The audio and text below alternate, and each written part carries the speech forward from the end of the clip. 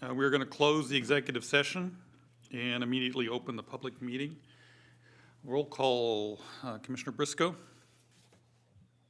Here. Commissioner Shepard. Here. Commissioner Bell is here.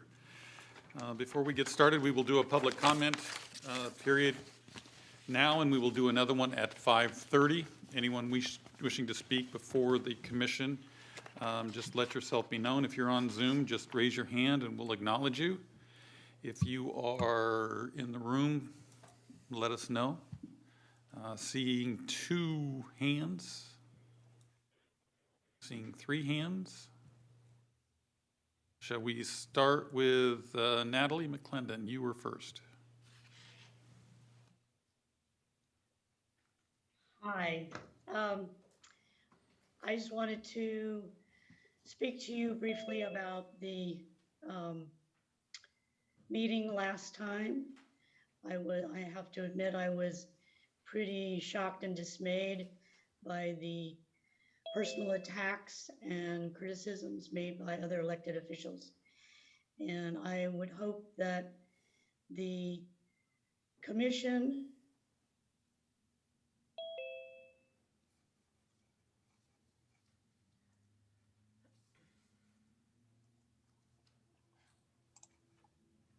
I think we've lost you, Natalie, so we didn't get most of that, Natalie. You want to try again? Can you hear me now? Yes. Okay, I don't know what I've said, so do I repeat? I think you need to review your code of conduct and put it on the website so all people, all the public can know. When elected officials spend time at a public meeting attacking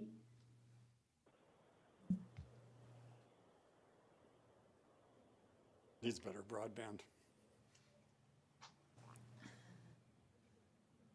We lost you again.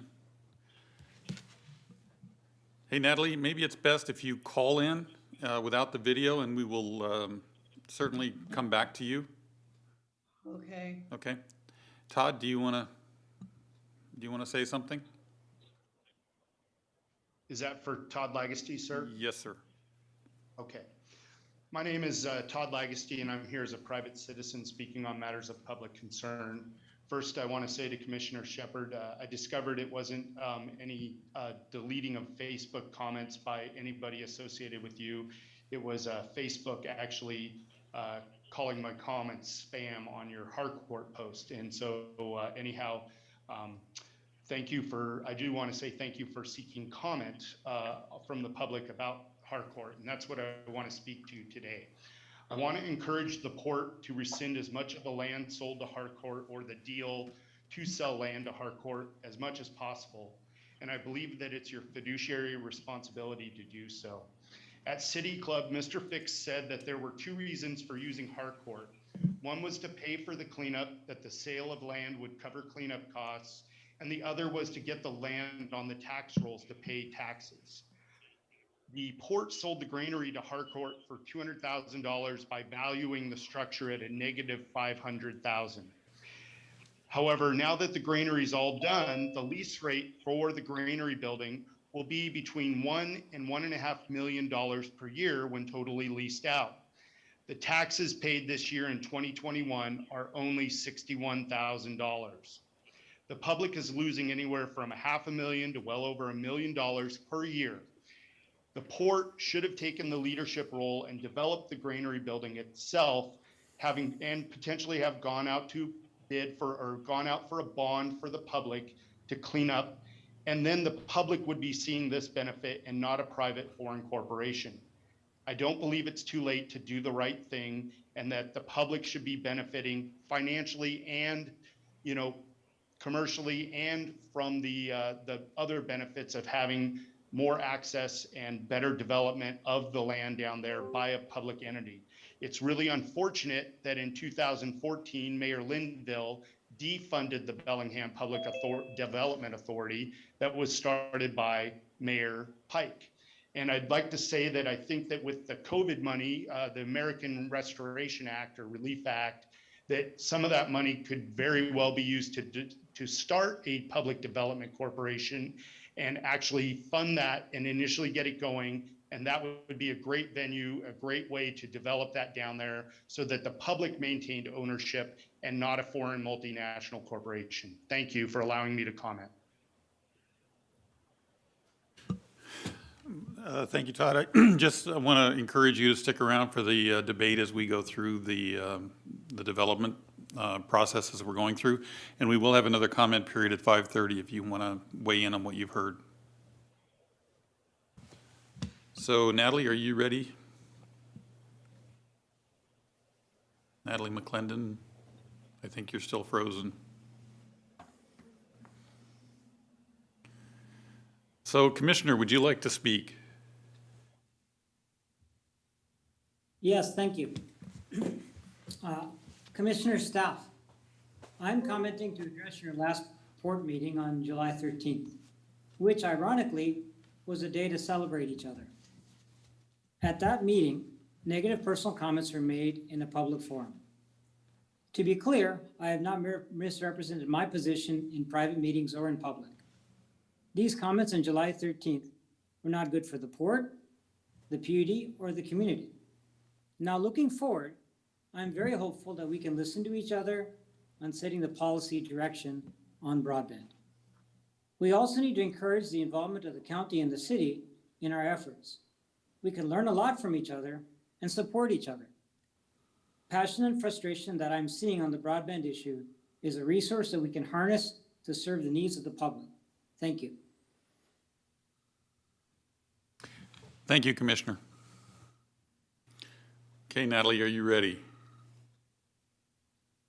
I'll give it a try. I don't know what you heard already. I'll just leave it as please put your code of conduct on your website so that all citizens can see it and be aware of it. And please review it yourself and follow it. Anytime a public body uses their time to disparage either the public, other members, or other elected officials, you inhibit participation by the public because you look like you're not interested in hearing respectfully what other people have to say. And your responsibility is to develop and enhance public participation in port decisions. Thanks. Thanks, Natalie. Anyone else wishing to speak? Seeing none, hearing none, I'm going to move on to first order of business. I want to make sure we know when the advisory committees are going to be held. The Marine Advisory Committee, September 14th. Making sure I've got this at 6 p.m. in the ARF building here on Roeder Avenue for the Marine Advisory Committee, September 14th at 6 p.m. The Bellingham International Airport Advisory Committee, the BIAC, on November, has been moved to November. We will let you know that date at a future Port Commission meeting, but we will not have a BIAAC meeting until November. And that meeting usually is held at 4 p.m. Now with that, we're going to move on to our consent agenda. I motion to approve consent agenda items A through K. Anyone wishing to speak on this? Commissioner Briscoe? No, I have no questions. Mr. Shepherd? I don't have any questions either. And I'm just going to take a moment to highlight item E on this because a very clear message has been sent to this community by Southwest Airlines. On this consent agenda, Southwest Airlines has agreed to take more space than they originally anticipated. And I think that sends a signal to this town that not only are they coming, but they're coming in a big way. And I look forward to having them as working partners with us, and I can't wait to see where they go from here. But it's pretty clear to me that with the investment they're making in the Port of Bellingham, they're going to be a major player going to major destinations from this location, and I couldn't be happier. So with that, Carrie? Motion to approve consent agenda items A through K. Commissioner Briscoe? Yes. Commissioner Shepherd? Yes. Mr. Bell is a yes as well. We'll go on to our first presentation, and as it happens, it's broadband. Gina?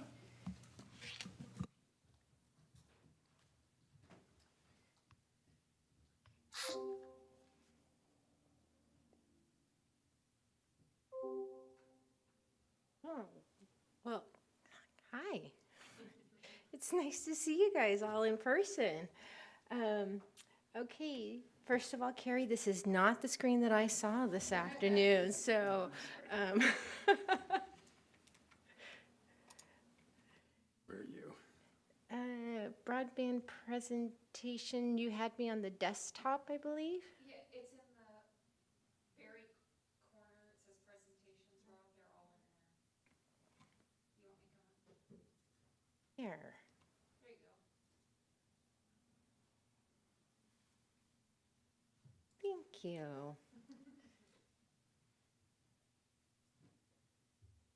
You know, usually it's the other way around. Usually my whole career, I'm helping the executive director find the presentation. So I'm going to mark this day on my calendar. I'm not. That's why I'm marking it on my calendar. So good afternoon. My name is Gina Stark. I am the Economic Development Project Manager for the Port of Bellingham. Also, I like to also call myself the Project Manager for the Whatcom County Rural Broadband Project. And today I'm giving you guys an update, and you might see me a little bit more often giving these project updates because things are moving kind of fast, which we like that, right? So these aren't meant to be long updates, so which I know we like. I don't want to be up here long, but I do want to just kind of keep you guys apprised and abreast of things that are kind of going on. So with that, we're just going to kind of chug along. Some of these things you will have seen before, and some things I'll just kind of be adding like a little bit to or just kind of highlighting little things here and there. So like this, it's always important just to remember what's our mission, why are we doing this? So again, is to provide open access dark fiber to unserved and underserved communities, to provide them access and growth for all of Whatcom County. So again, it's not just port property, it's for all of Whatcom County. So these are our goals. These are important goals. And for this one, what we're going to be talking a lot about is build. We build infrastructure where gaps exist to promote our local economy, an economy for all. And again, I really want to highlight, again, we build where gaps exist, and that's really important. And also to provide opportunity of choices, and that's also really important for us as well. And then finally, to be really fiscally responsible with our dollars. So a lot of times when we think about where are we building, how much is it going to cost, and where strategically are we going to place these dollars. A lot thinks there's so much funding that comes raining down, and I have another slide that talks about funding. But when you think about the need that's out there, we still have to be really strategic, and we still have to be responsible because these are the taxpayers' dollars. So it's really important to just remind ourselves about these goals. So a little bit again about our project overview, and I've added something that's really different, and I kind of call this our new pivot. So we know that we build open access dark fiber about the backbone and the mid-mile. And the next piece is really important because it's really beginning to tie to our funders.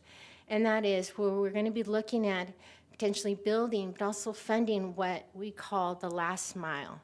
Okay, and this is for infrastructure. So a lot of times you hear that last mile, right?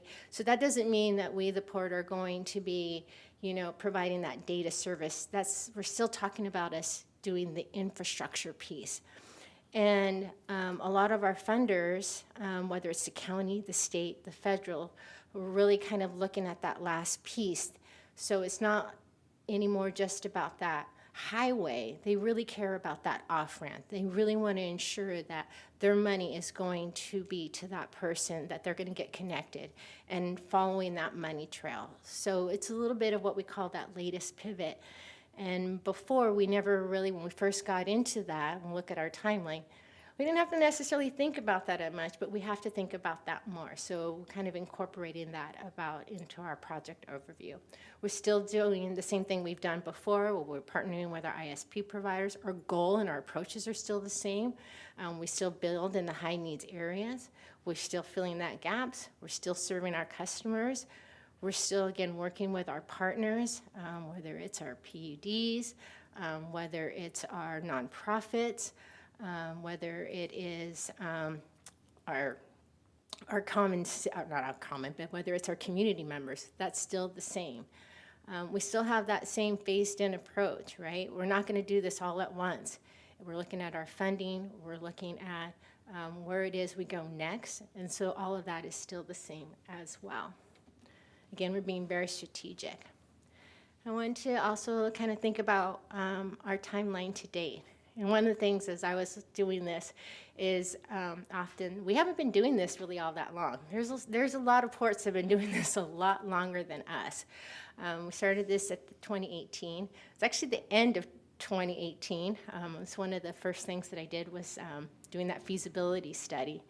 And in 2019, though, we were approved and awarded an EDI and our CURB grant funding.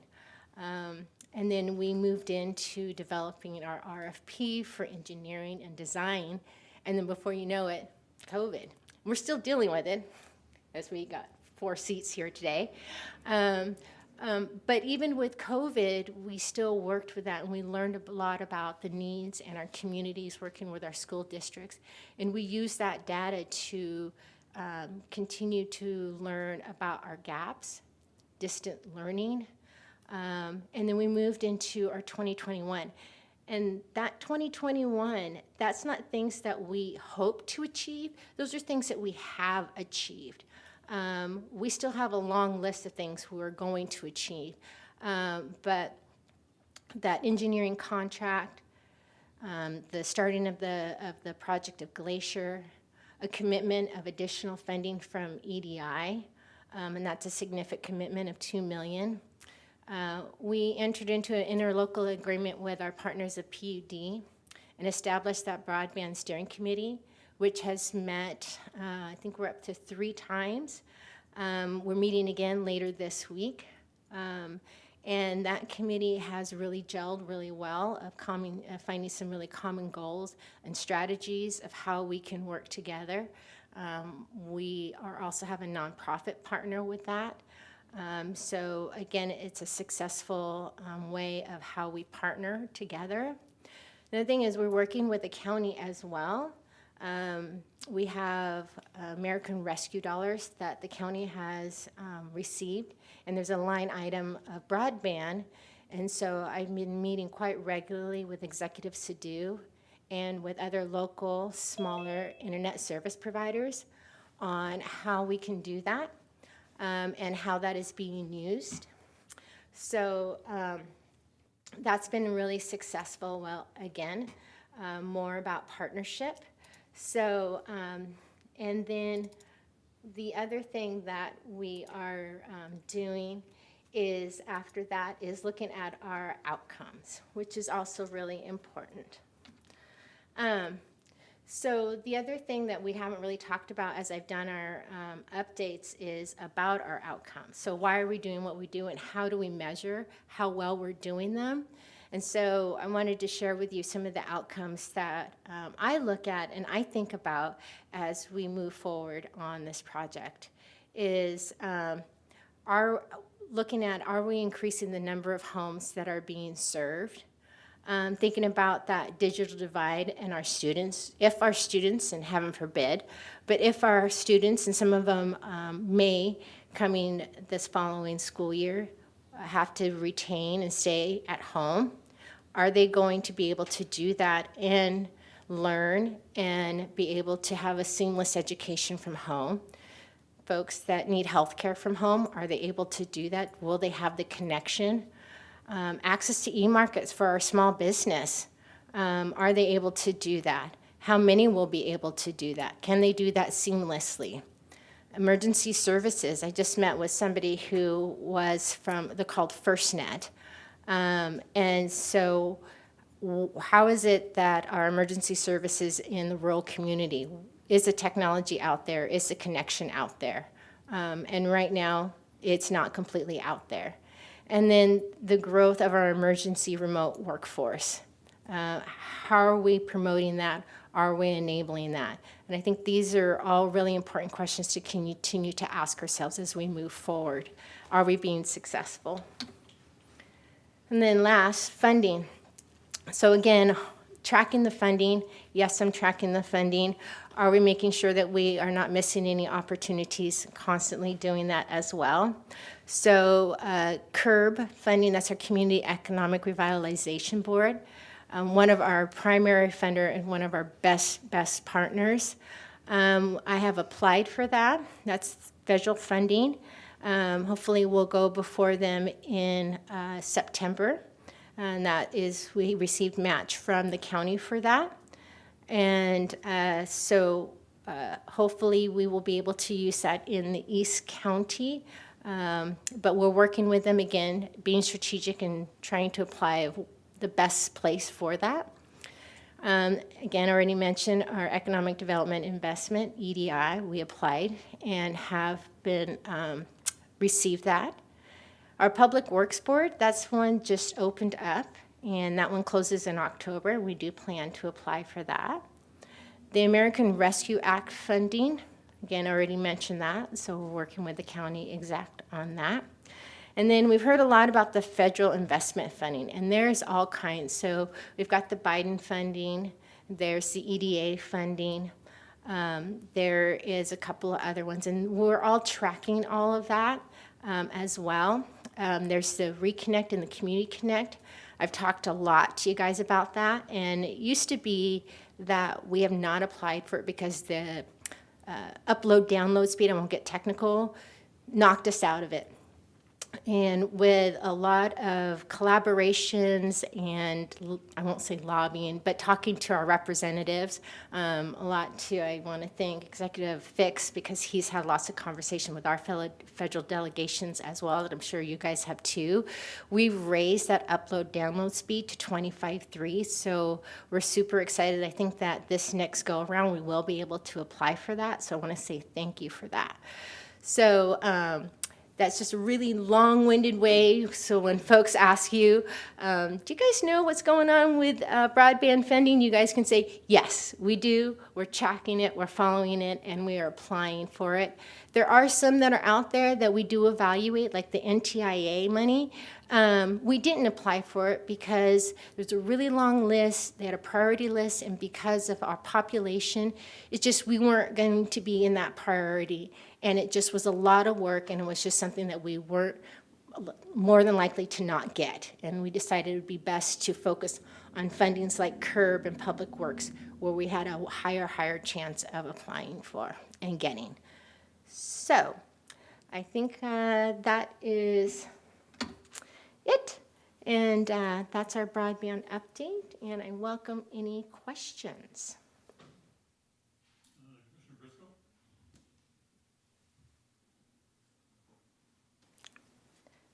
Commissioner Briscoe? No, I have none. Mr. Shepard?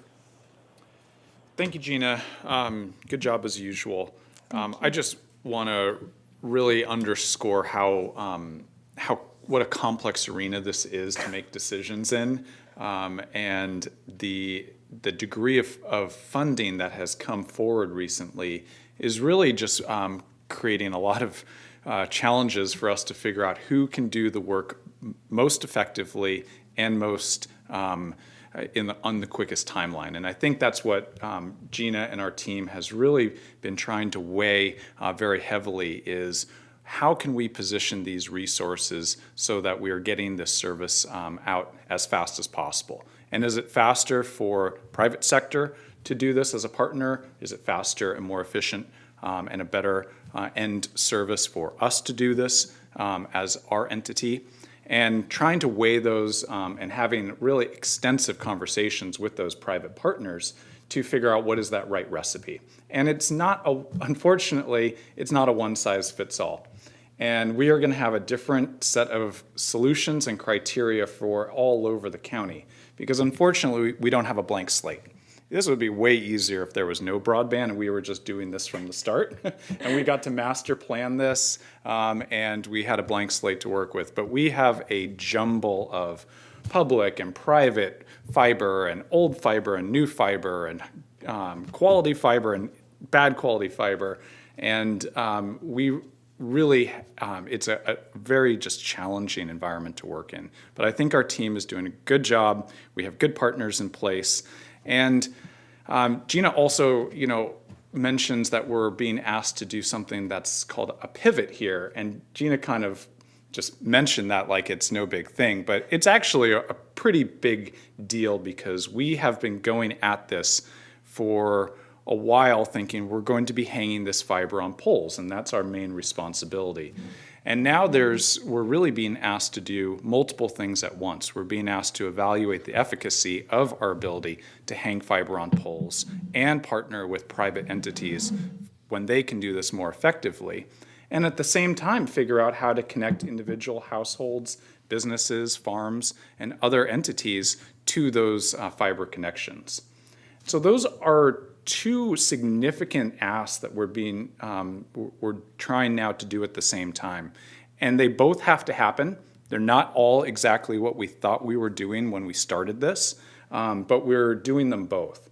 And the challenge that, I think I'm going to keep pushing forward, and in this, I think this is where we are going to be going, is we want to tackle any of those opportunities that are strategic for us, that we can get that fiber connected to the home as soon as possible. And we're going to try and do that at the same time as advancing these mid-mile, bigger infrastructure asks. The funding can be used for either, but neither are simple projects. But we have to be able to do them both. And what we do in Deming and Glacier isn't exactly going to be the same as what we do on Highway 9 or in other parts of the county. But it is a really, I think, exciting workspace to be in. It changes quickly. It can be maddening to try and keep up with it. But our team really is putting a lot of effort forward on this. Commissioner Shepard, that was well said. I just want to add to that as an example of the quickly changing landscape. When we started this project, we were planning on doing this mid-mile hanging on the poles. The federal government made some money available for RDOF, its Rural Development Opportunity Fund, and that fund encouraged private companies to do exactly what we were planning on doing. So some of our work was paid for by the federal government and then duplicated by these private companies. So it no longer made sense for us to go down that road, and that's what we refer to when we're talking about a pivot. We pivoted away from that approach and to the approach of looking more towards fiber towards the home. And that's just one example of how quick that landscape is changing. Yep, that's a good example. So the Broadband Steering Committee is going to continue to meet and try and move this forward. I think it's just helpful for me to get regular updates at that meeting. It's helpful for Gina to hear repeatedly from us and from our partners how important this is and how pressing this is for our community. And I do think we are making some real progress on this and do have some good some good material to show for our work already, and there's going to be some very tangible things coming in the near term. So I've got a couple things. First of all, go back to your timeline. And I think the first thing to note is that back in 2018, the Port of Bellingham was flying solo on this flight, and we were looking in our rearview mirror for help in any way we could. Funding wasn't available. We didn't have enough money to do what we wanted. So we looked for ways to get this done at a time when nobody thought broadband was a priority. Matter of fact, most of the criticism we got in 2018 was, why are you guys doing that? And that was 2018. 2019, we felt the same way. We lobbied the legislature for funding can remember going down there. And again, you look in our rearview mirror, there was nobody following us down the road to help us get that funding. We had to seek out ways to scrape together any kind of money we could. Then suddenly we get into a pandemic, 2019, 2020. People realize the importance of the work we were done. And money becomes available like crazy. And so all of the time we spent trying to put together a workable plan with limited resources was then suddenly deluged with money and many, many people who thought they had a better way to do it and were critical of what we were doing from the beginning, without a recognition of the fact that we were there alone in 2018 and 2019 looking for these funds and trying to put it together. The reason we were going on poles is because we didn't have money to go underground. Today, that's a very different story. The pandemic changed not only the players, but the amount of capital available to do this project. And as we were scraping together funds just to get the backbone in, because that was the first priority, we didn't have a whole lot of help. So credit to our team for putting a plan together on basically a shoestring. And today that scenario is very different. We have more partners than we know what to do with. And we've also got critics coming out of every location that they want to know why we haven't done this or that. But we didn't have the funds. Now we do. Matter of fact, we didn't get retail authority until February of this year. So for us to start working on some of the things that required retail authority, we couldn't even do until we got the authority, which happened in February. And I think we're making up for lost time. But I do have a couple of other questions, and that is related to what we're doing. I'd like to know the nature of the relationships that we've got going forward as we work on the backbone. I want to know who's going to be doing the work to make sure we get the last household connected. I mean, I view this a lot in the same way we did electrifying the country. Everybody in the country had to have electricity at some point, right? And it was just as contentious during those days. Who's going to put in the infrastructure to provide electricity to somebody in Glacier or Sumas or wherever, right? We had to make sure that we got power to all of those people. The same thing is true today of broadband. And so the early adopters were the ones who took the hits. But we do need to know what technologies are going to be used going forward. What are the committees looking at for how we get that last person connected? Because at the end of the day, that's what we care about. And which agreements do we have with which players to provide us that support? And what is our side of that agreement versus what are others taking on? So you mentioned a nonprofit, you also mentioned our work with the PUD. So have we agreed to divide up tasks so that we all have individual areas of expertise that we're pursuing? Or are we pursuing it all as a group? Yeah. No, I mean, we haven't divvied up and says, PUD, you're doing this, Port, you're doing this, I mean, right now in terms of infrastructure, it's very clear the Port is is the lead on infrastructure. So when we Tell me how you define infrastructure so that that's clear. So infrastructure is, like you talk about, building the mid-mile, or building the backbone, or building the last mile. So if you're talking about, building the house, we're building the foundation and the doors and the windows and the stuff. So that's what we are doing. When it comes to who provides the electricity to turn the light on, we haven't defined, like, the retail authority, the Port hasn't said that we're doing that. So we are building literally the foundation and the windows and the doors. That is what we are doing in this scenario. So I'll use the power analogy again. So we've got a power generation statement in the middle of nowhere. The real answer is, how am I going to get the power from there to the house? So who's working on that component, and what technologies are we looking at for that component? So in one of those scenarios, let's talk about we're working with one of our ISPs. So where we would work with them to build, it's called a fiber drop, right? So they would build the fiber drop to a home, and as an ISP, that ISP provider would then turn on the light. So that's how the scenario would be in that situation. Does that make sense? It makes sense, but is it applicable to every house? Would you Would- use an ISP to do that drop? And would it be their technology that goes into that home and their infrastructure that goes into that home? And It they would would- tap into our backbone? They would tap into, if we're building the backbone, they would tap in. And again, like Commissioner Shepherd say, each one, we're not going to use the same model for each project. It could change from project to project. So we're not going to say, for Glacier, we're going to use the same one as we would use for Haney Road. It could change from each one to each one because, for instance, one project we could use ISP A, and for the next one we could use ISP B, because they're all different in their needs. And And do you know who those ISPs are? so, I mean, honestly, no. Like for Haney Road, we haven't done that one, so I don't know. I can use an example. For instance, another ISP that I'm working really closely with is PogoZone. It's a local ISP provider that also builds fiber. And so that's one that we're also working with. I've had conversations with Wave. They're another local ISP. They're going to be bought out, so they probably might be called something else. But they are another local ISP provider. We know that we also have Ziply in our community, so we could do a project with Ziply.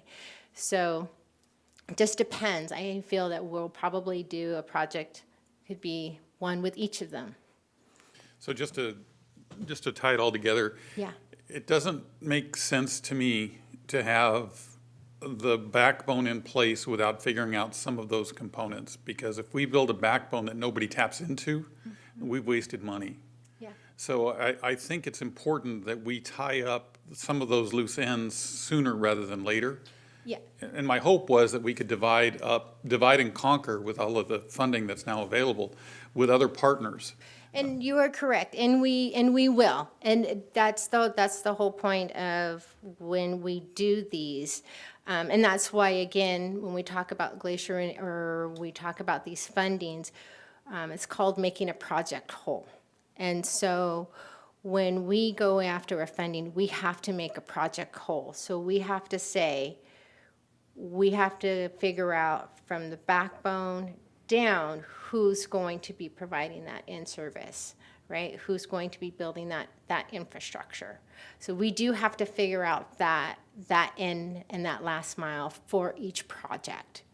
Even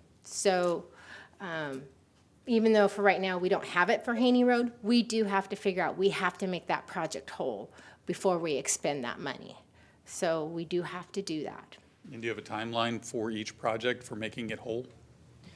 We do set up a timeline for each project. It's just like any other project. You have to come up with a timeline, right, to make it whole. When you go after funders, we have to put in a timeline to make it whole. And We can do. you let us know what those timelines are for each section to make it whole so that we have a metric to measure against? I think the commission deserves. I see, yeah. I'll let, Commissioner, I just want to jump in real quick and caution us, because when we started this several years ago, the idea was to put in the mid-mile, the backbone, if you will, without an idea how we're going to connect to the home. And that was okay. And it was okay because we couldn't get fiber to the home without the mid-mile. That situation still exists today. Even though we're being pushed to figure out this last mile connections, we still have to get the mid-mile figured out before you can get the last mile. So I'm going to caution us on trying to come up with a strategy to connect all of Whatcom County before we do any construction. Some of this is going to be figure it out as we go. And we said that from the beginning, and we were okay with that. And I think we still need to be okay with that. Well, and I am okay with that. I just want to know that in the back of our minds, the end game is in sight, so that we're not building the backbone without that in sight. I don't expect to have that ISP provider, their name and their address and their phone number and what they're going to spend. I do want to know, though, that when we go into an area, that the reason we're building the backbone, that the end game is this, and this is our time frame for doing that. That's really what I care about. And I think what's just dramatically changed is that we've come in now with that responsibility that we feel and we recognize a responsibility to make that last mile connection to the home or business occur. And we're going to either, when it makes sense, we're gonna build that ourselves. We're gonna host the contract, we're gonna do the hire, and we're gonna have that work done. Or when it makes sense and it's more expeditious and we still get a good result, we're gonna hire and provide those funding resources to the ISP providers to put that in themselves. Because oftentimes they're already there and they can just do it much quicker. But I think that what's really significantly changed is now we feel and recognize the responsibility that what you're saying, we have to do that work. The piece that we have not taken on as our responsibility is to determine if we are going to be an ISP provider. And I think we now have that authority, but that is not something that we as a group have given Gina a charge to do. And it's something that the PUD has their own interest in, and they are going to spend some of their resources to determine if that's the right thing for them to do. And that might be some of that division of kind of responsibilities in there. That's certainly something we can look at in the future, but frankly, we have our hands full with the current work, and there are fortunately good ISP providers in our community already, and so we've got to keep moving on those pieces that we can actually lend the most expertise and skill to. Quite frankly, that is exactly what I wanted to hear, because I think if we divide and conquer, we can actually get further along. Yeah. And I was encouraged by the discussion with the PUD at the last meeting, very a positive approach. So I just think if we can continue down that road, Yeah. divide up our tasks so that we're all doing what we're supposed to do, and stay out of everybody else's lane, I think this will happen a lot quicker. And I would love to see how those agreements are going to look and how they're going to proceed going forward. But I'm encouraged by the direction that we're headed. So I'm just happy to say thank you for the hard work. Last question: is there dark fiber out there right now that's not being tapped into? Do we have any stretches? I guess there's two questions, but do that one first. There is a little bit of dark fiber out there. When you say, is it being used, that's two questions. Is it not being used by choice? So for instance, there is some dark fiber that's out there that's owned by Wave. And they lease it to whom they want, but it's by choice. You know, some of it and that's kind of part of the conversation, is they hold on to it because they don't need to lease it. Is there dark fiber out there that is just kind of being wasteful? I really don't think so. Is there dark fiber out there? Yeah, there absolutely is dark fiber out there. So it begs the question, how do we compel someone with fiber that's not being used because they don't see it in their interest to negotiate with us to get that fiber active? Well, because it's in the interest of all of the county. And if they're going to come and do business on the well, fiber we well, lay. I'll pause you right there because one of the many things that I have done is build relationships. And we do have a really great relationship with Wave. And they are willing to lease us fiber. And so one of the things I have done is work with them to potentially lease some strategic strands of fiber. So we are in good shape on our end because of the relationships and because the port has worked overall very well with Wave. So we are So good. the short answer to that then would be, for the dark fiber that we find that's not being used, we are developing relationships with them, so we lease that portion so we can put it to use rather than build our own. Yes, That's what I'm going to. yes.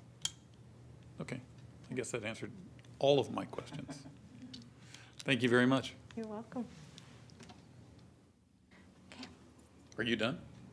I'm done. If you're No other done. questions? Commissioner Briscoe?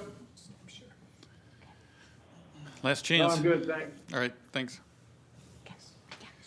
All right, action items.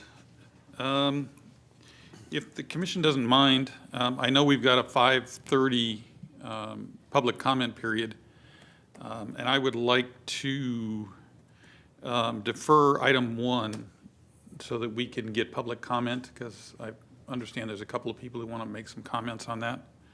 And move item 2 ahead of that for the grant. I know we want to end positively with a grant proposal, but I think I'd like to defer those if you don't mind, because I just want to make sure we take advantage of the public comment period at 5:30. We'll end positively on some other business. We got something to share with you. Oh, you tease. So if that's okay, can we move action item number 2 up to the front of the line and then take action item number 1 and take it to the back? And it's strictly for transparency. I just want to make sure we get enough public comment, and I'm afraid we're going to get done with it before 5:30. Although I may be smoking. Okay. All right. Commissioner Briscoe, are you okay with that? You don't Yep, care. that's fine. You don't care. You're fishing. No, that's fine. I get why you're doing it. That's fine. Okay. Okay.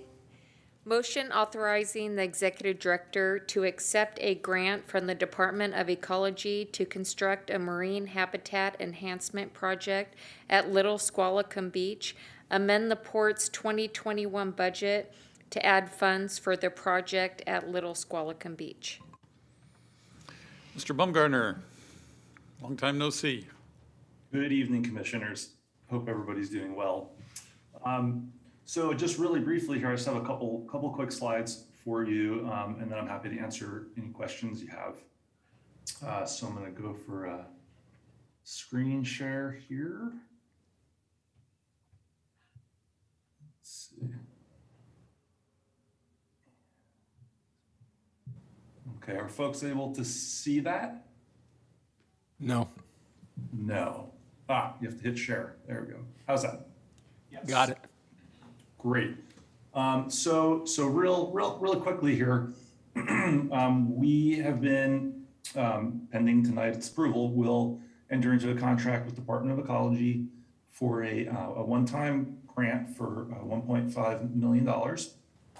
And we'll be able to move quickly into design, engineering, and permitting for the area that in question that you see there outlined in red. This is immediately adjacent to the Mount Baker Products building, and it was permitted in 2014, and then due to funding limitations, we weren't able to move it forward. So things have changed a bit since 2014, and we have to refresh the design and make sure it meets today's permitting landscape. And so what we'd be looking at here is removal of the riprap that you see in the foreground, the concrete blocks, and then there'd be pulling the beach back a bit to better blend with the existing shoreline further towards the rest of the Little Squalicum Beach and the cement pier. And so there'll be some redesign work, and then engineering, and then the permitting. And then depending upon the permitting, we would be moving into construction then as soon as possible.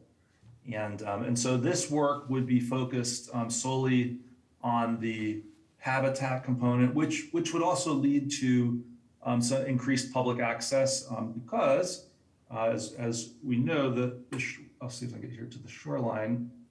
The shoreline currently looks like this. And so there really isn't access down to the shoreline, nor is there much in the way of habitat. And so this would increase, we'd be pulling back the fill that's been in the tidal area and removing this material. And that would create a beach that would be much more usable, ideally by forage fish. And also you'd be able to get down there easier to hand launch, paddleboard, kayak, windsurfing, what have you. So that's it in a nutshell. Any questions? Anything you'd like to know? Mr. Shepard? Hi there, Kurt. Thank you. Yeah, you bet. I'm excited to see this moving forward. I had the opportunity to walk the site with Kurt and Brian I don't know, 6 months ago or so, to look at the opportunity there. It's certainly a very popular location, and one that is, I think, overdue for some enhancement. We've got good experience at a few of our other key properties like Marine Park, and then the work that happened at Waypoint, to take advantage of those beaches that can be repurposed for better public use, and at the same time seeing better habitat as well. So I'm very excited to see this move forward. Can you tell us about where the funds are going to come to actually do the construction? It's great to get some support to refresh the design and permitting, but what are we going to do for funding for the actual project? What's that budget going to look like, and where's the money coming from, and what kind of timeline would we be under? Yeah, so the $1.5 million currently is envisioned to cover both the design, permitting, and the construction. Construction is unknown. Costs are unknown at this point until we get further into the actual, how we actually have construction, bid documents available. And we did rough order of magnitude estimate on this, and it seemed that these funds, depending upon how construction costs go in the future, would cover it. Oh, So okay. that's the plan at this point. Oh, all right. Well, I had read it that it was just for design and permitting, so if that can wrap in some actual construction and shovel work, that's quite exciting. That's the idea. All right.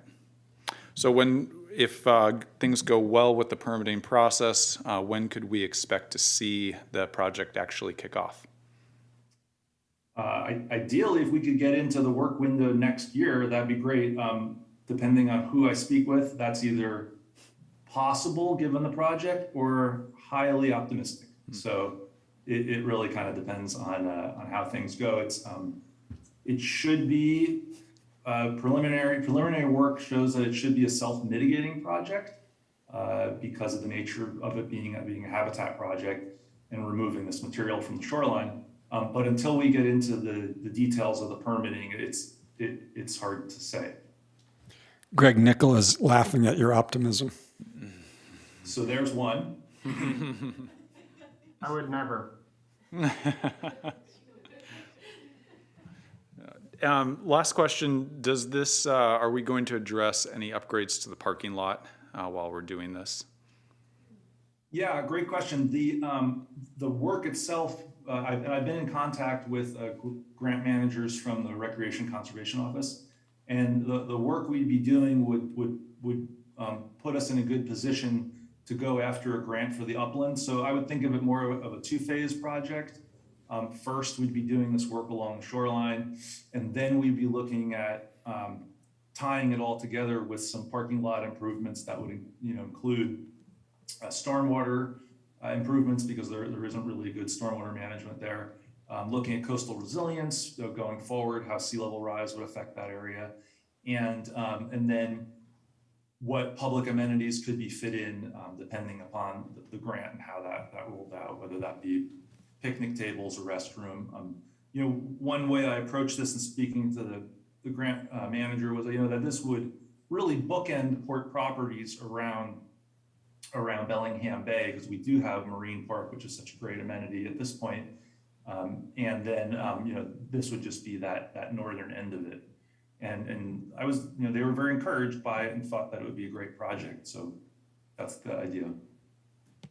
Great. And I would just encourage you to, in those grant applications, reference the really nice map Gina and the stakeholder team made about our kayak and other hand launch accessible locations. And that map has always kind of been intended to help us to prioritize what is the next work that needs to be done to upgrade other sites to really make them useful for that type of recreation. Noted. Thank you. Commissioner Briscoe? Well, looks good. I don't even know where to go with you today, dude. So Kurt, Yes. You guys are doing a lot of talking. It looks fine. This is exciting to me because that area has been an eyesore, and that area has been completely useless to anyone who wants to use it. So this truly is a godsend, and I am so supportive of this. The more access we get to people, the less drug use I think you're going to see down there in that area. The more bodies we can get to the waterfront, I think the better we all are. And I also believe that's the mission of the port, is to provide access to those areas and to make sure that they are in good health. So from a port philosophical standpoint, I think this is a tremendous opportunity for us to take that piece of property and turn it into something that it should be. And it's been missing for a long time. But I look forward to the upgrade. I look forward to actually getting down there and feeling safe going down there. So thank you for this effort. Thank you. Carrie?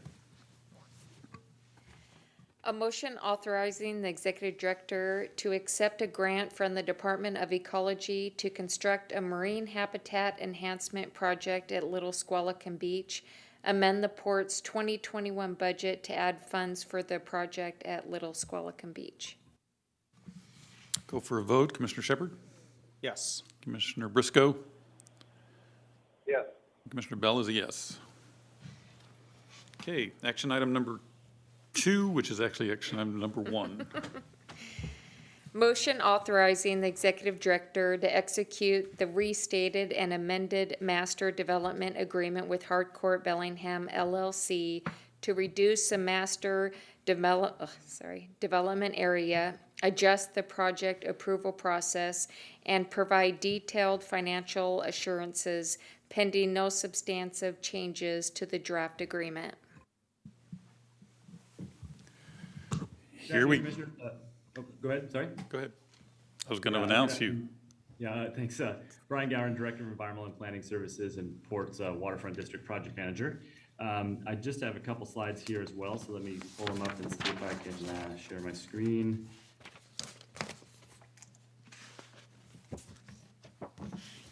All right. Is that coming through? Yes, sir. Okay, great. So yeah, so this action item that's before you today for consideration is related to the proposed revision to the master development agreement with Harcourt.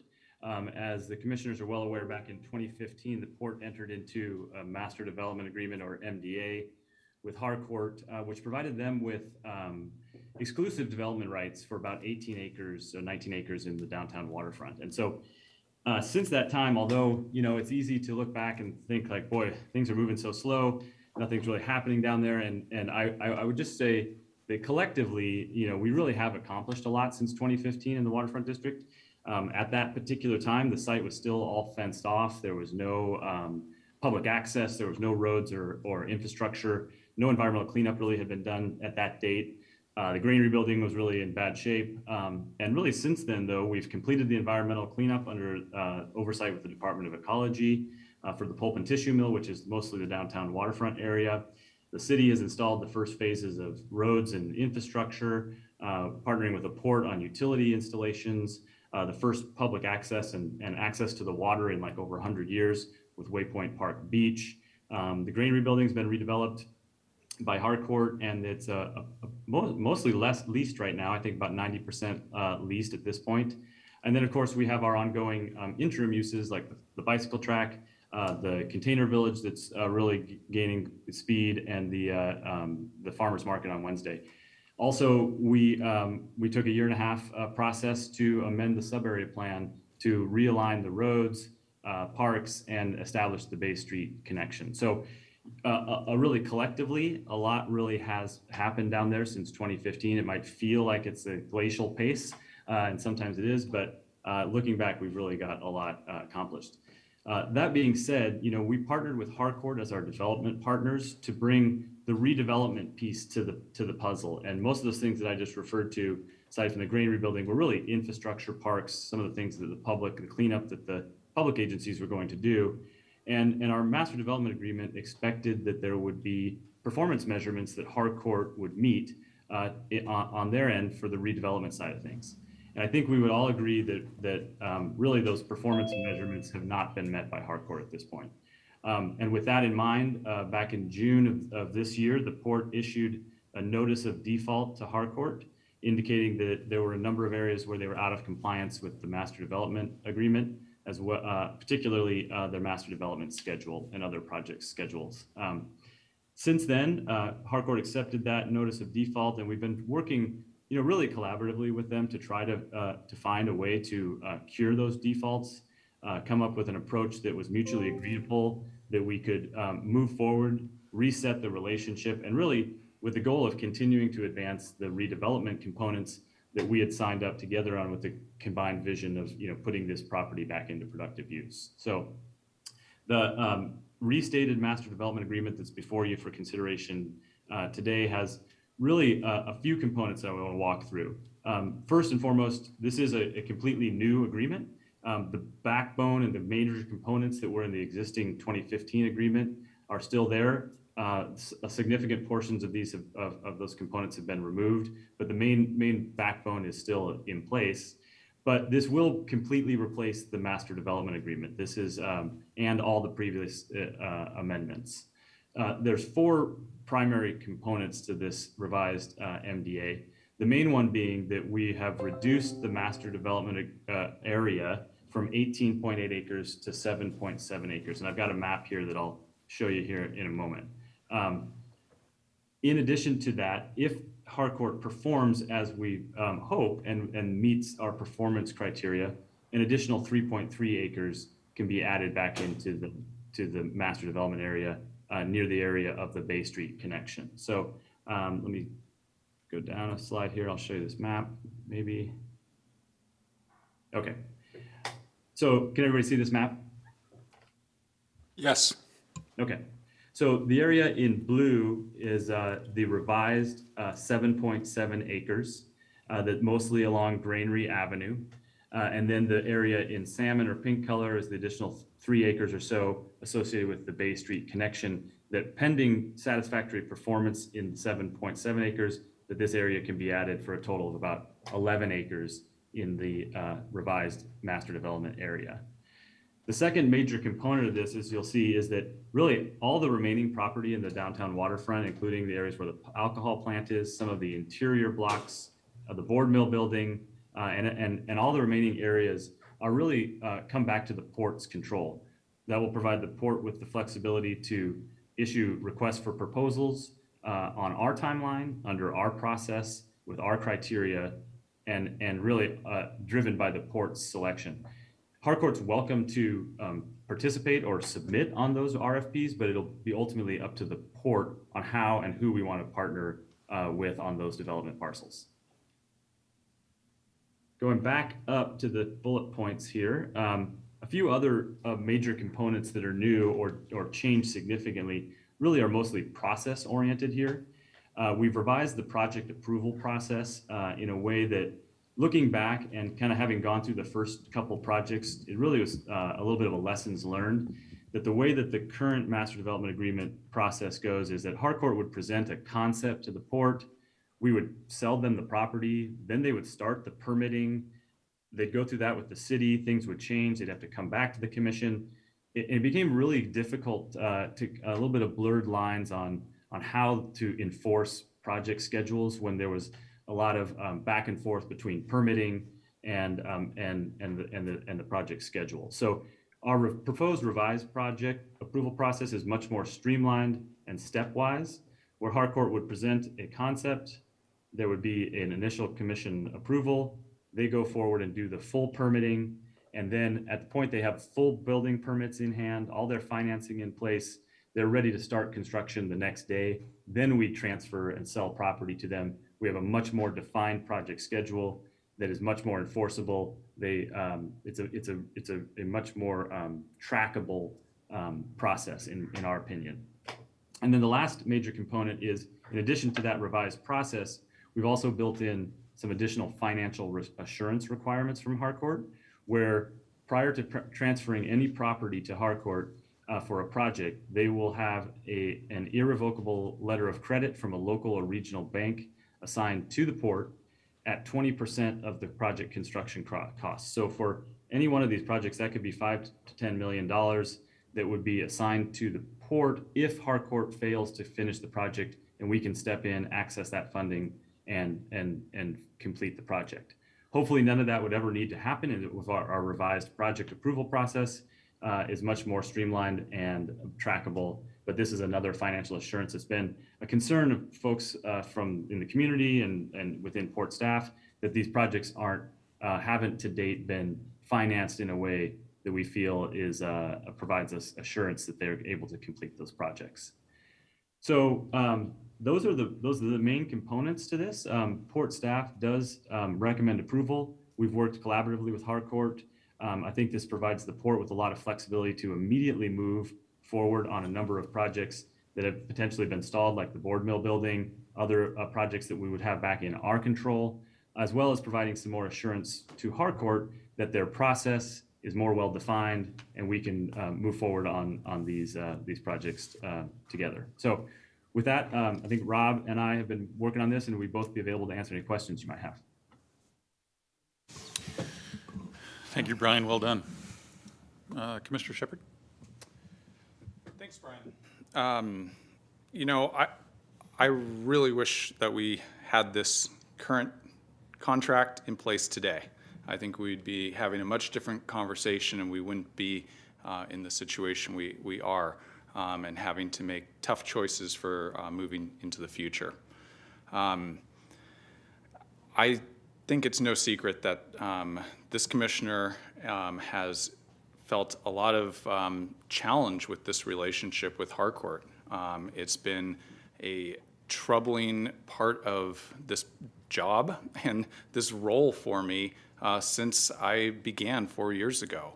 And we as an organization have really done everything we can to enable that organization to be successful. And I think we have really put our best efforts forward to help them succeed and to be there to walk them through the process and go as far as provide extensions when needed. And the fact that we still don't have the development that we expect, and there's been a hole in the ground that was dug months ago and hasn't had anything done to it recently, it just really gets deep under my skin of frustration. That said, I think this is it's a good contract. Again, I wish I had this contract today. It's not perfect, you know. Would it be interesting to have the entire site and be able to start from scratch and rework how things could be? Yeah, that's got some merits to it. But this does provide a really important element that we can take some of these properties and begin to put them on the market for local use. And I think we're in a much different situation today. There are a number of local organizations that are going to be wanting to be partners with us for development opportunities. We just are in a different place here. There's different capital availability, different expertise, and different interests. And some of that's because of the good work the port has done to make the space active and interesting and exciting for the community. And so I do think this has some really important gains for the public. And what I consistently hear from the community is they want to see development get underway. And they are frustrated that it hasn't happened yet. There's a number of people out there who think and will continue to think that any acres for Harcourt are too many. And I hear that, and I do want to acknowledge that. But I also think that our job here is most often to find the best compromise forward. And I do think that this contract represents some really important compromise and is the most expeditious way for us to move projects forward without getting tied down in battles that we don't want to get entangled in. So I just have two asks for the staff on this to keep working on.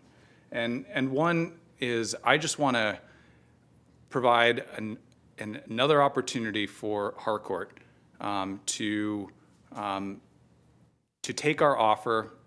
If you do not want to invest in our community, and this is not the project that you thought it was going to be, or the project that you want to be part of going into the future, we are willing to talk with you about walking away, buying you out, or whatever it takes.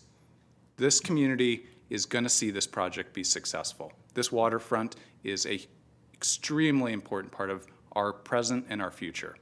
And if you don't want to be part of it, this is your opportunity to shake hands and move away. So that is an opportunity for our executive director, if my fellow commissioners feel that's appropriate, to take on. Barring that, I do think we need to revisit the timeline in specific for the condo development. It gives me some concern that we're going to provide an opportunity to wait for all 3 of those condo buildings to be completed and having a certification of occupancy before there are any potential triggers for non-performance. So I think I would like our staff to consider something in the 20 to 24 months from acceptance of this agreement, that we really need to have a certification of occupancy for buildings A and B. I recognize building C has its unique challenges and may take a little bit longer, but I want to make sure we're putting enough pressure on that we're going to see those buildings get done, and there will be consequences if there aren't.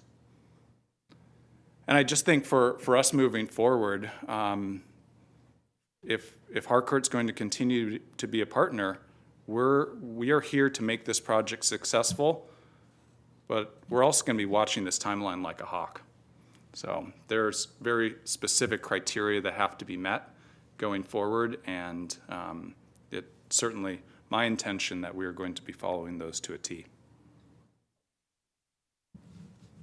Great, thank you, Commissioner. Yeah, we will take notes on those. And the one thing I didn't know, but it was in the action that Carrie read, was that, yeah, this is pending no substantive changes. So this is still in draft format because there's some things that we need to for formatting and that sort of thing. And that's those types of things that you just brought up, definitely we can build into this and work with Harcourt.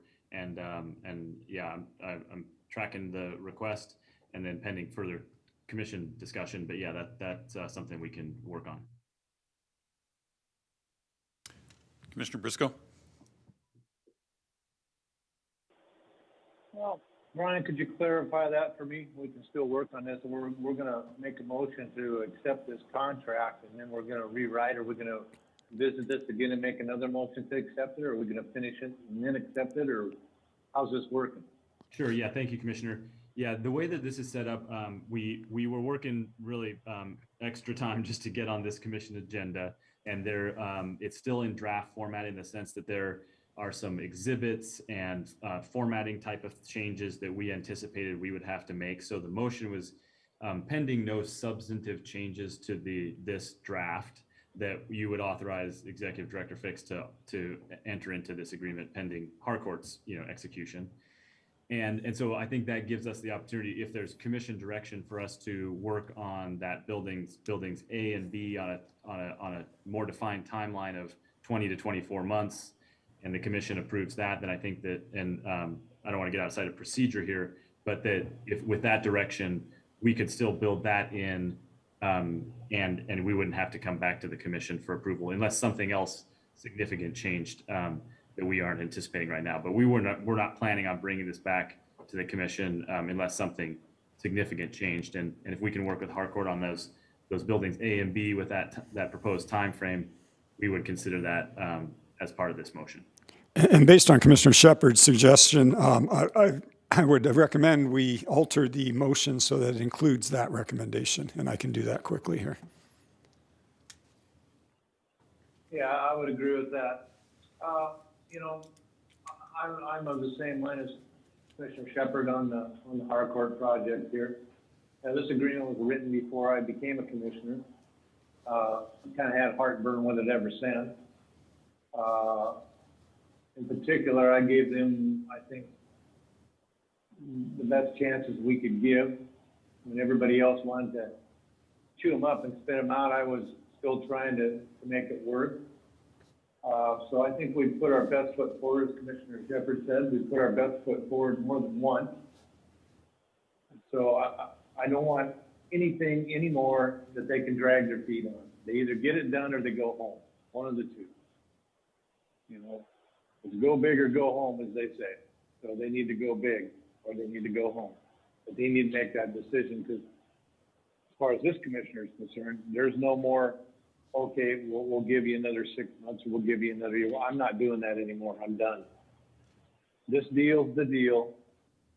They need to get their project finished. So that's where I'm at. That's all I have, Commissioner Bell. Well, that's more words than you've said all day.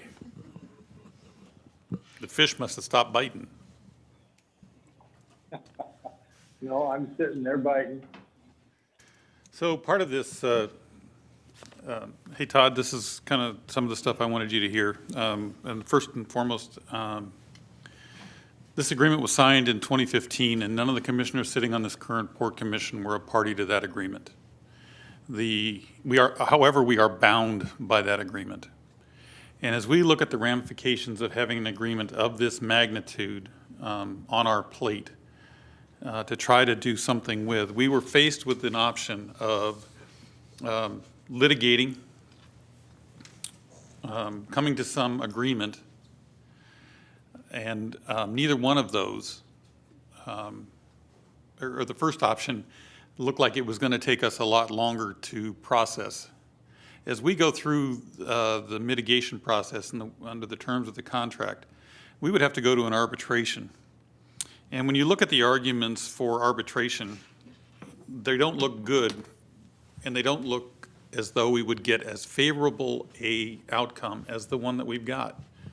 When you think back on 2015 forward, and the way the last agreement was structured, Harcourt really did have all the cards in their deck.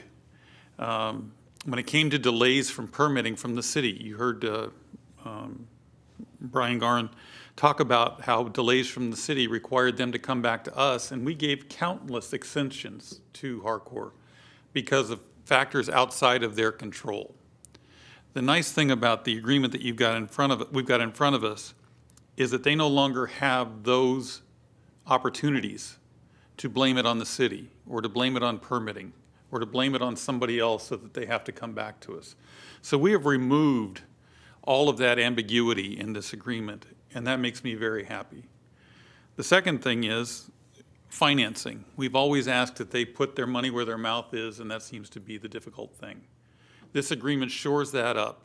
There is going to have to be a 20% down payment, which means they're going to have skin in the game. So this agreement not only shores up the delay process and makes it irrelevant, but it also adds money to the coffers and skin in the game for Harcourt, which they've never had. And to that I say hallelujah. But it also, as you look at the option of going to an arbitration, aside from the delays for putting infrastructure in, for putting sewage and water and power, you've also got the pandemic.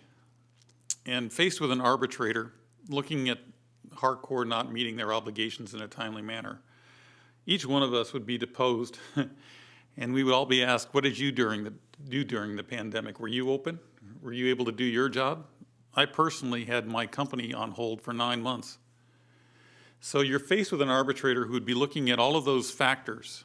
And as we came to the table, we realized that we probably weren't going to be able to get as good a deal from an arbitration process as we got through this negotiated settlement. And I give all the credit in the world to our staff for playing hardball. I agree with Commissioner Shepherd that our first step in this was to say go home. I think if Harcourt, if this were your home city you would be as outraged as we are. The fact that we have to live here and see the hole in the ground that has been sitting there as long as it has been, I think you would be as outraged as us. We're home. This is home for us. This is personal for us. It doesn't seem to be that for you. So I believe that you need to make it personal. Don't get me wrong, I love Louis. I think he's a kick, but he's not Harcourt. And quite frankly, the way you've treated this town has been abysmal. It has been a disgrace. We hope to not have to be in arbitration or litigation with you. We hope this agreement settles. Quite frankly, I would put a set date on Commissioner Shepard's request. Instead of making it a range of 20 to 24, I would say let's just make it 24 months and call it that, unless there's something different. And on that note, has Harcourt given you any indication as to how long it would take them to get those buildings built if they started? They believe A and B can be done in 20 to 24 months. 20 to 24? So if we gave them the outside site, and then once we drop the hammer in 24 months, it's over, right? If they don't get it Correct. done. That's correct, sir. So I'm in favor of saying 24 months, if we can call that good. If we can get agreement from all three commissioners on a 24-month hammer drop, that would be great. I think that's all I've got. Otherwise, I'm in favor of this agreement, and I look forward to what the port can do. Let me also say, Todd, you are going to get a chance to respond too when the time comes up at 5:30. I would also say that what we're doing on the waterfront will not have a restriction anymore. The port will be allowed to go develop the property we have taken back immediately. You're going to start to see work on the sites that are under our jurisdiction. The footprint for the Harcourt development has been reduced to 7.7 acres. It's a very different project than it was going in. They have 7.7, the port has the remainder. If they don't function on that 7.7, we get that back. So we're under a completely different set of rules with this agreement, and we're putting teeth into this agreement. So I'm happy to think that we would not have gotten this kind of a deal through an arbitration process, and therefore I support going forward. Okay, I guess when you're the chair, you've got to finish your speech and then move on. So any other comments, Mr. Shepard, Mr. Briscoe? No, just that I'm in agreement with the 24-month period as well. Okay, so if it's okay with the commission, if there's anybody out there that would like to comment on this, I'd like to give you the opportunity to do that at this time before we make a vote, because we'd like to hear your comments prior to the vote. Hey, Brian, if you could quit sharing your screen so if there's someone on Zoom, they can pop up. Thanks. So feel free to raise your hand and ask away. Hey, Commissioner Bell, I would just ask that we don't get in a debate about this. We listen to the comments, but not question and answer period. Thanks, Dad. Todd? Thank you, Commissioner Bell. And thank you to the rest of the commissioners for taking this opportunity to reclaim some of the waterfront. I'd like to encourage you all to be as aggressive as you can in prying back public lands that were slated to be sold to private developers. And I sit on the board of a credit union locally. We manage about $350 million of assets with a fiduciary responsibility. So I'm pretty familiar with what that takes and what that looks like. And I think that it's really important for people to, especially in your elected positions, to understand how much opportunity you really have here. So I'm going to just do a little bit of basic math. I apologize, but just follow with me here for a second. If the port had taken out a $100 million bond, instead of selling the properties, they'd taken out a $100 million bond at 20 years and paid an exorbitant 5% interest rate, that would be about $8 million a year in payments. And those payments would work out to be, the millage rate would be about 32 cents. And so for a $300,000 house, and you got to remember this 2016 numbers, that would only be about $96 a year.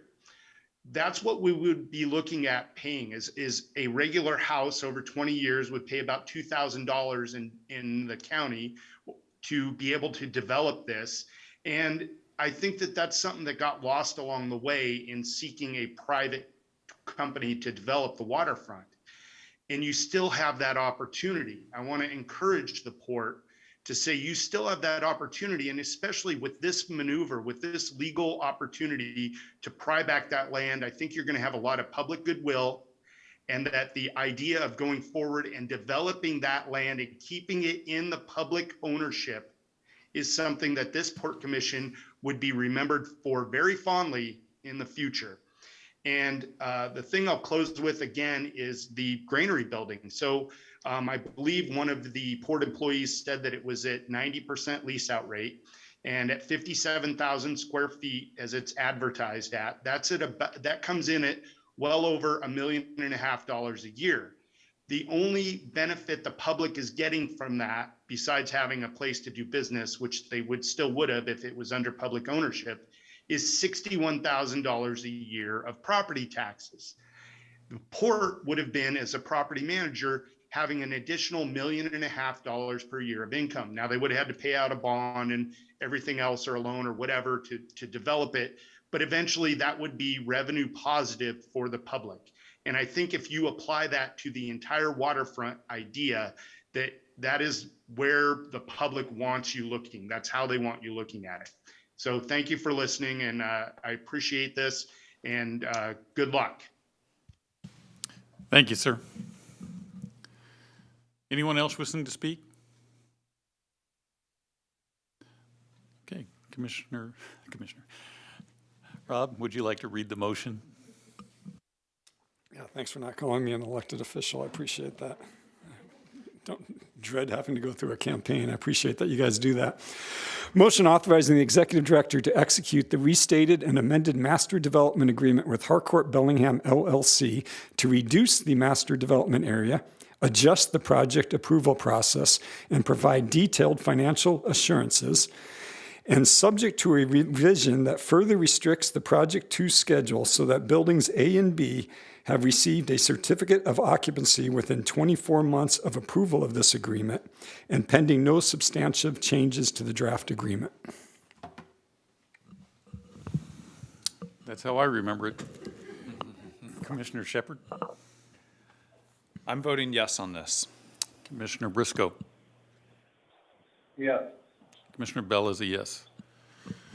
Let me just add, Harcourt, you got a unanimous commission on this. If something goes south, you will also have a unanimous decision in the opposite direction. Okay, with that, we're on to other business. I think Mr. Hogan has something he wants to share.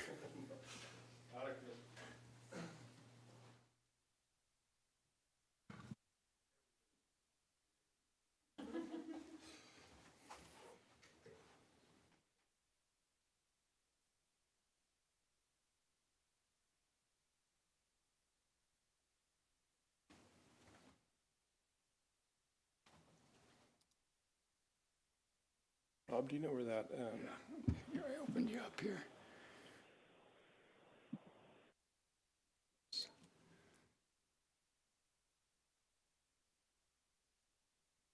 Share screen. One of these, right? Am I still connected? I'm not hearing anything here. Yeah, we're playing with technology. Good afternoon, Commissioners. Michael Hogan, Public Affairs Administrator. Just wanted to give you a quick update on the Container Village development and a few other activities in the downtown waterfront. Apologize for the very engineering-looking diagram, but you can see the digester tanks and then Colshan tracksides container. As you know, Colshan opened a few months ago, and it's been tremendously successful. The trackside folks are very happy. The community is very happy, both day and night. You know, tons of people down there. As you see these containers numbered, number 2 is the Selkie Scoop. That's the ice cream shop, and they just opened, was it last week?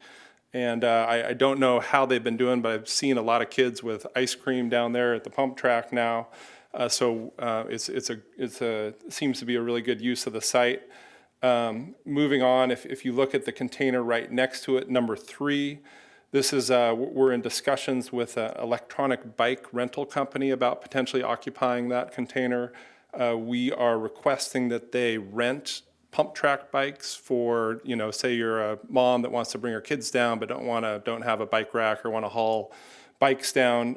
We think that'd be a tremendous opportunity to activate that with bikes for people that either don't have them or aren't able to carry them. And then as we move down, you can see the blue container, and that's actually going to be kind of a grand entrance to that site, and that'll be an arch. So it's a container propped up on 2 other containers, kind of a signature entrance from Laurel Street. The container to the left will actually be occupied, and we're in discussions with a company called the Dish Foundation. And this is a tremendous local company. Dish stands for Dignity, Independence, Sense of Purpose, and Hope. And their mission is to employ people with disabilities and teach them workforce skills. And they would be serving coffee and pastries.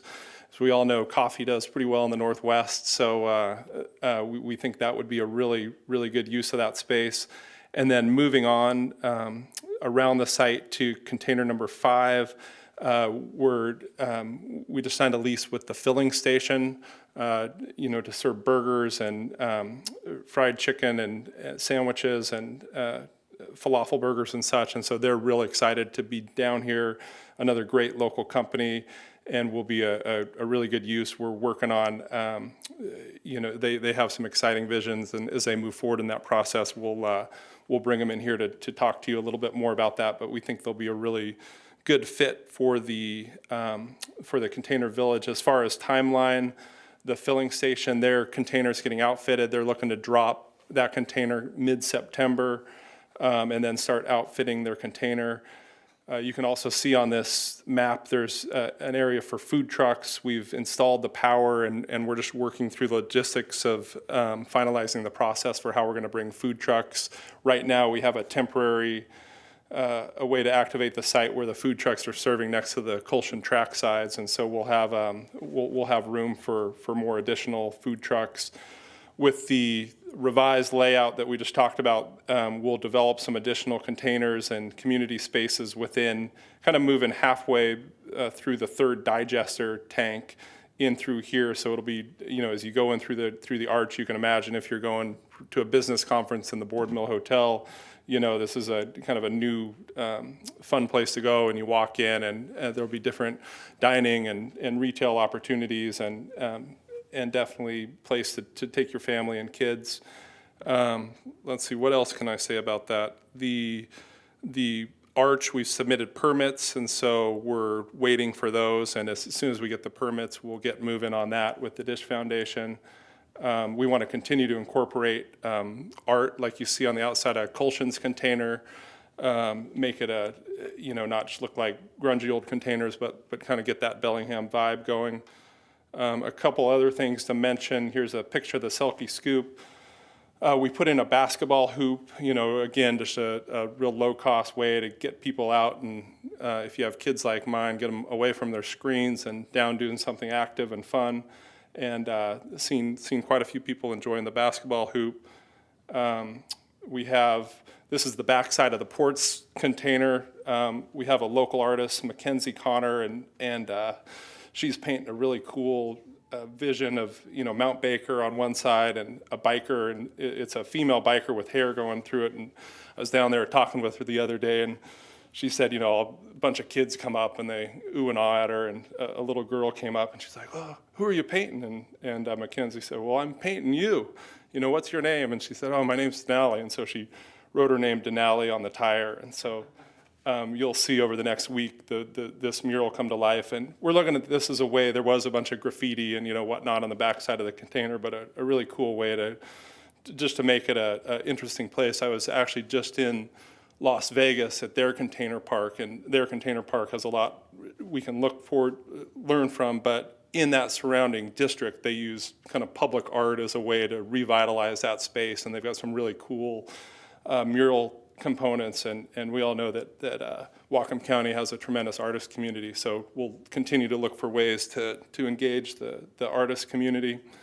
And then the skills area, this is going to be another really cool part. We're working with a Whatcom Mountain Bike Coalition as a partner that's actually building this, and they were down here all last weekend. You can see Colshan Trackside's beer garden in the background, but this is going to have these kind of wood skinny features and whatnot, and talking with Eric Brown, the executive director of WMBC, says, this is going to be just as popular as the pump track. You'll see people coming here from all around. So over the next week, we've brought down some materials, and that'll start to take shape, but it'll continue to be a really awesome place for people to come and enjoy the waterfront. And then also the jump lines, where there's an advanced, intermediate, and beginner.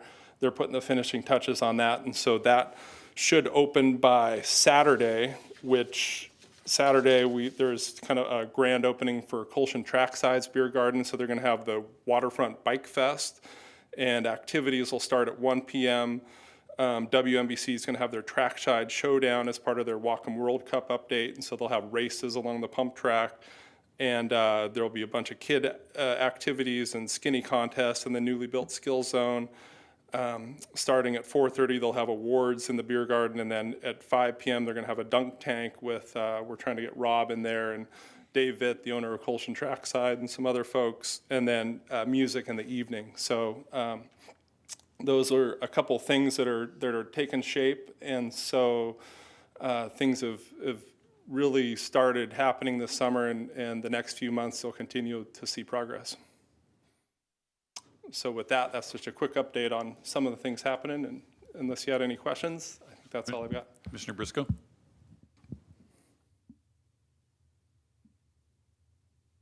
No, I have none. Commissioner Shepard? You mentioned the festival. What about tune-up? Or is that still in the works? And what's the kind of timeline for that? And will we see it at this location like originally planned? Yeah, so the Northwest tune-up was, as you recall, it was a idea for a weekend in the summer to celebrate bikes and beer and kind of the culture of Whatcom County down on the waterfront and music all weekend. And that unfortunately was delayed, and they got a signature grant from the city, an idea to have a really cool festival to fill hotel rooms and boost the economy. There's a festival up at Whistler, Crankworks, that brings in thousands of people, and so the idea was to kind of gravy train, if you will, off of that, and bring in some of those folks and celebrate all the really good mountain biking that we have around here. And that unfortunately was delayed by the pandemic. However, they still have the grant, and the plan is to do that next summer. And so, so the stakeholders are very much engaged, and I think having the trackside beer garden and the containers will only add to the amenities that are down there for folks coming in for that festival. I'll just add to that event is scheduled to take place next mid-July, so block your calendars for mid-July. Okay.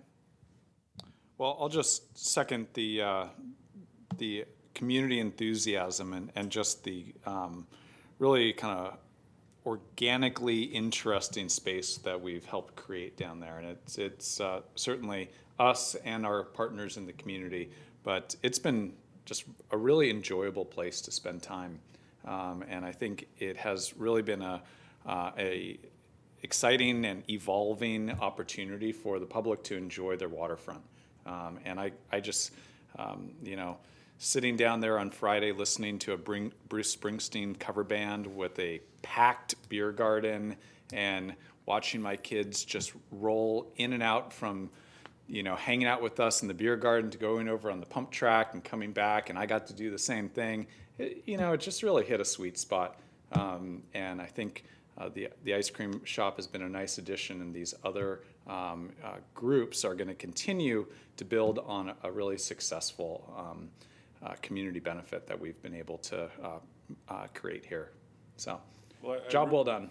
Yeah, I really appreciate that. As one of the overall objectives of the redevelopment was to improve public access to the water, and before the Port Commission took leadership and added in the bike park, there was a lot of feedback that, oh no, you're just gonna have Maritime Heritage Park and people aren't gonna go down there, and why would they go down there? And to be down there and just to see how many families and how many kids come through there, and just really the tremendous partners. Can't compliment WMBC enough. They have a program called many different programs to get youth out biking, whether they're boys and girls and or low income. One program they have is the VAMOS program, and so you'll see a trailer with some bikes for English as second language or underprivileged kids in the community to get them out, get them on bikes, take them on the pump track, and give them those opportunities that a lot of those kids don't get.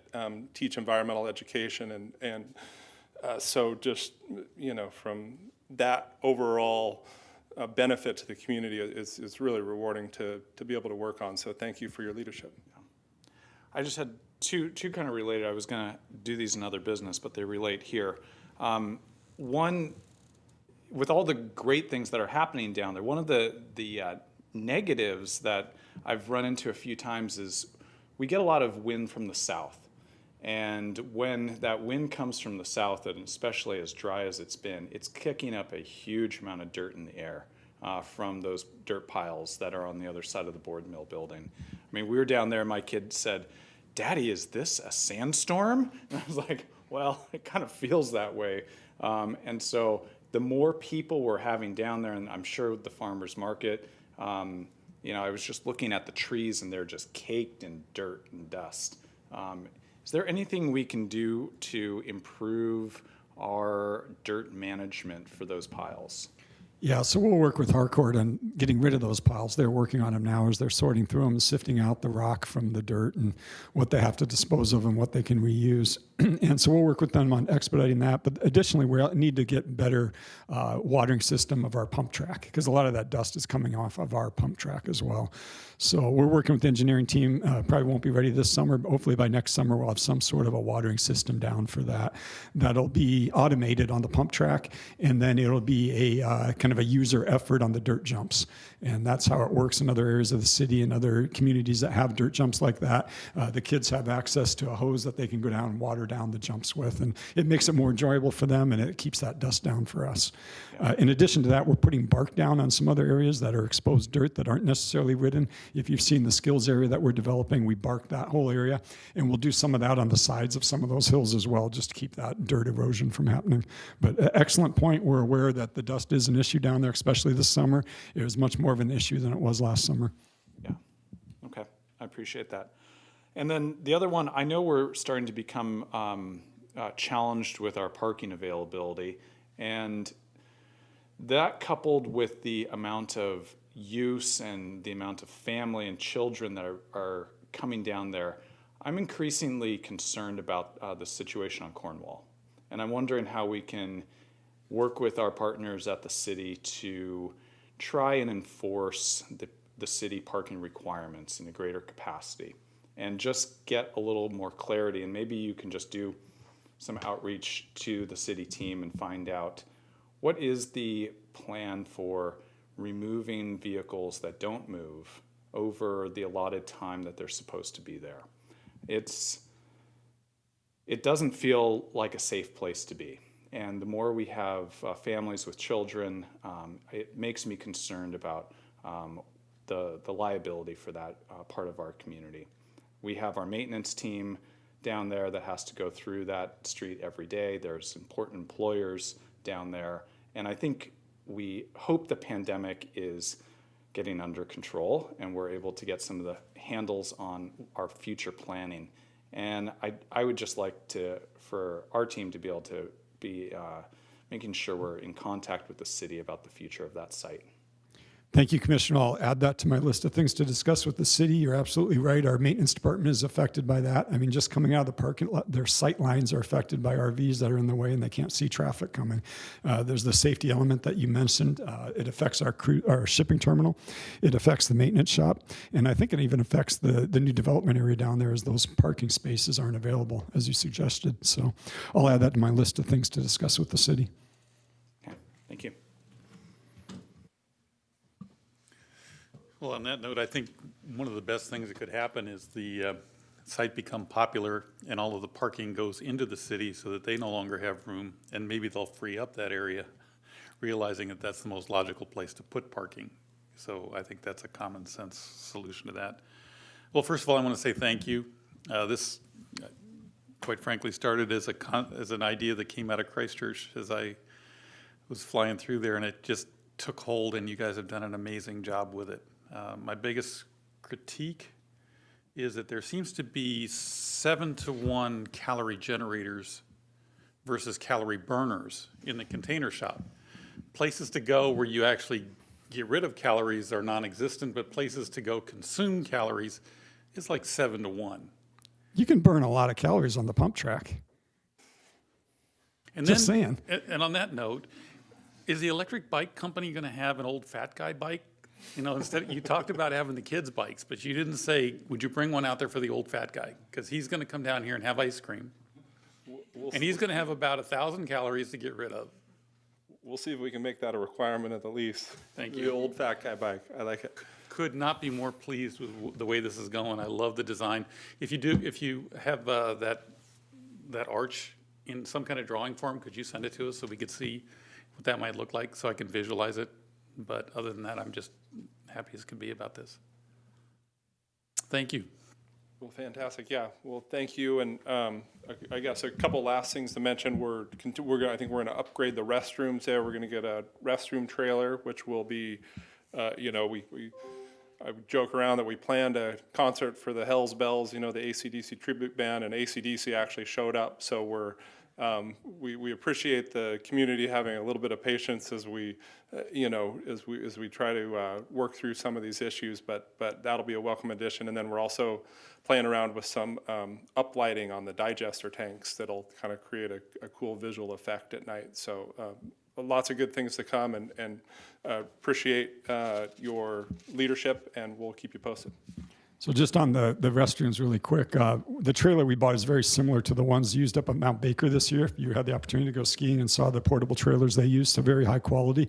We will get rid of the blue Sani cans when that trailer is delivered. And big thanks to Carrie for procuring that trailer. I put her on that task, and before I knew it, there was a purchase order in front of me that far exceeded my signing authority. So it came to you today on consent, and we appreciate you approving that.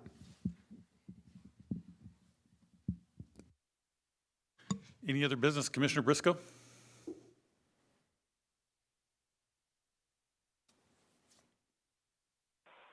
No, I don't have any. Commissioner Shepard? Yeah, I had one other. I was wondering if, Brian, if you can just give us an update on the Millworks project and how we're moving forward with that agreement. Yeah, thanks, Commissioner. Yeah, that's actually good news. We're making a lot of progress there. We actually are working with Mercy and the Millworks team right now on a purchase option that should actually be coming together to the commission at the next commission meeting. So the way that the Mercy Housing, which is the affordable housing partners in the Millworks team, they have state funding that they need to apply for by, I believe it's September 15th, and they have to show that they have site control. And so a purchase option would satisfy that requirement. And so we're working on that right now. We actually got a draft back today. We're reviewing that, and we'll have it prepared, ready to go to the commission at the next commission meeting. Excellent. Thank you. Yep. So just out of curiosity, is this your first live meeting? I forgot. Yeah, Okay, he's supposed to sing a song, right? Yeah, no, I would like to have our new real estate director introduced, and quite frankly, I just want to know, does he smile? Because we could not stop Shirley from smiling, and no matter how hard I try to get you to crack a smile, I would not want to be on the other side of the table from you, just saying. I've now cracked a smile. I actually had a brief sit down with the former director today, so that was very nice. She was smiling. But yeah, looking forward to working on the opportunities that Brian and Rob have opened up today. So can you lots of good things happening. Can you introduce down yourself and just give us a little bit of how you got here? there. You don't have that much time, but No, give us the Cliff Notes first. yeah. So I'm Elliot Smith. I grew up in upstate New York, and I spent much of the last 25 years working in Holland and a few other countries. COVID brought me to Whatcom County in February, and shortly thereafter, I discovered that the Port of Bellingham existed and was a good place for me to apply my skills. So I live in Point Roberts at the moment, so I'm enjoying a little bit of a commute at the moment and tying in a more distant part of the county. That'll have to do for Cliff Notes for today. And what's the first task you're going to work on here at the port? Teaching you that I don't play golf, but I do split wood. What's the second task? Then the next task will be working on an RFP to get the board mill building moving as quickly as possible. I toured through that just a few days ago, and it has some possibilities. But as I pointed out to Rob this morning, it needs dusting. It's been a while since it's been used. That's music to my ears, so thank you very much. Should be fun. And just want to let everybody know that we did an extensive search, and you rose to the top. So we are incredibly happy and pleased to have somebody of your caliber in taking over that position. We look forward to working with you. Thanks for your confidence. Appreciate it. All right, anything else from anybody else? Meeting adjourned.